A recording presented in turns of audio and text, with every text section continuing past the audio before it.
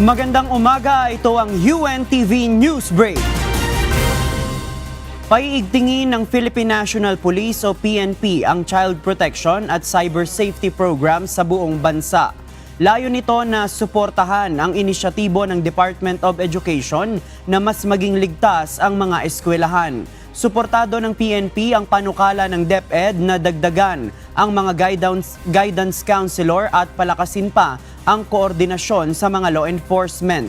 Ayon kay PNP Chief Police General Jose Melencio Nartates Jr., malaki ang papel ng mga guidance counselor sa maagap na intervention sa mga estudyante, habang ang mga pulis naman ang magtitiyak ng kaligtasan at seguridad ng mga paaralan.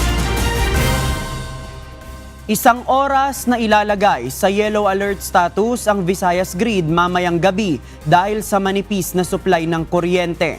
Mula ito mamayang 6 p.m. hanggang 7 p.m. base sa abiso ng National Grid Corporation of the Philippines o NGCP.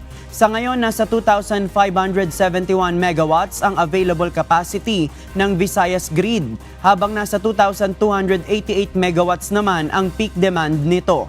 Ang isang oras na yellow alert status ang pinakamaikling oras sa loob ng 1.5 buwan na nasa yellow alert status ang grid mula noong Mayo.